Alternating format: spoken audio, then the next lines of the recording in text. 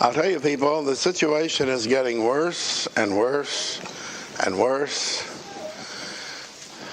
There is a book out called The Ultimate Evil, which is a horror book because it's true, telling about the satanic sacrifices and how the Manson murders and all of these ritualistic killings across the country are all linked up and are part of one grand horrible scheme of the Satan and his followers. It's not an isolated incident here, there, and yonder. Then there's one even worse than that called The Hand of Death, which I don't know whether you had better read that if you haven't got an awfully strong stomach. It's about a man who is now incarcerated, and he killed 185 women himself and participated in 350 murders and ritual killings and so forth as a Satan worshiper. And he got saved in jail, of all things. Isn't it wonderful how God can reach down to the worst? And now he's pouring out his soul to let people know where their people are that disappeared. They were cut into pieces, buried, chopped up, and incinerated and everything else. He participated in kidnapping babies and taking them away to Mexico, and girls for sacrifices and various things. There's an article in this morning's paper which talks about it's a nationwide writer who's found this, that there's a strange similarity all coast to coast about the murders of the children being abused sexually, being drugged, and being put through occult ceremonies, and the judges are throwing things out of court the minute they mention the devil and the occult. And yet it's the same story everywhere, all across the country. They're saying the same thing. And last night we heard that in South Dakota and Wyoming, the witches are on such a rampage that the sheriff's departments are calling for help, for information, how to deal with this. They don't know how to deal with this horrible outbreak of Satanism and witchcraft. I'll tell you, people, you better learn the weapons of your warfare. It's past time for piddling around. I can't say that in Australia. They warned me, don't say that. Don't say that. It doesn't mean what it does in America. And that's the first time I think I've used it since I was there. But I was talking to somebody, and he said, don't ever say that publicly. I said, no. He said, no, that's not what that means in Australia. And so, at any rate, it's time has gone by for you to just mess around with God's business. You better get out serious about God.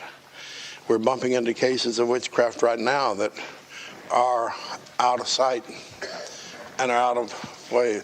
God is sending people in here for help. And we have got to learn how to break that law, that lockjaw of witchcraft off of them and get them free. You believe it's possible? You think God is still able, like you think Jesus is just the same as he used to be? Well, it used to be the church could handle this stuff.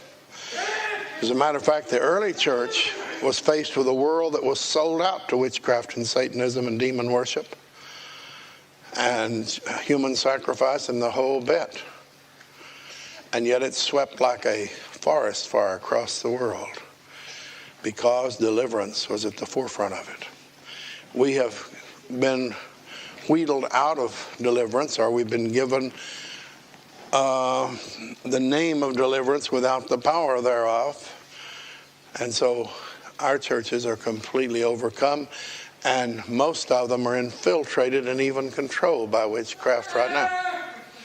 Are you aware that most of them are being run by charismatic witchcraft, not the Holy Spirit? If the Holy Spirit moved sovereignly, some churches wouldn't know it because they've been under control of another spirit for a long time and hadn't even known the difference.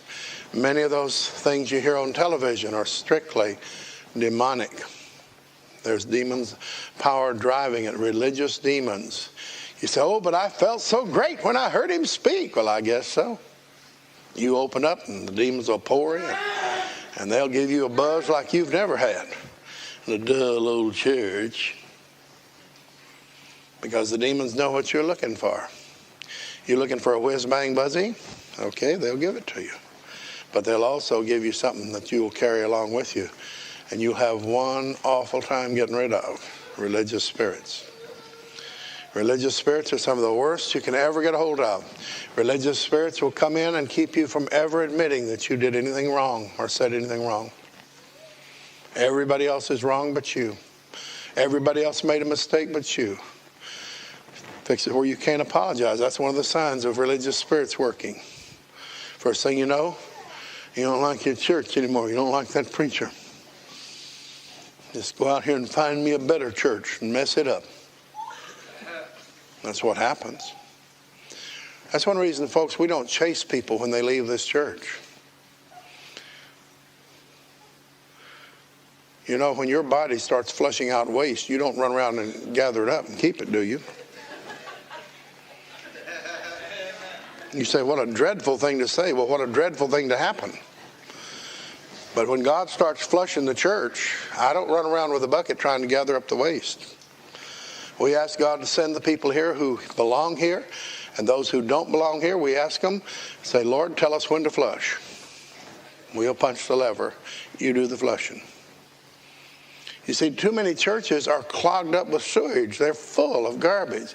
They're full of these old reprobates. And somebody said, oh, don't leave us. We need you to come and put your lot in with us. Well, I don't want their lot in with us. That's why this church is small. It stays that way. You say, well, I guess so. If you preach like that, I wouldn't want to come here. Well, you'll have to listen to me this time, because you walk out now, everybody know it's you.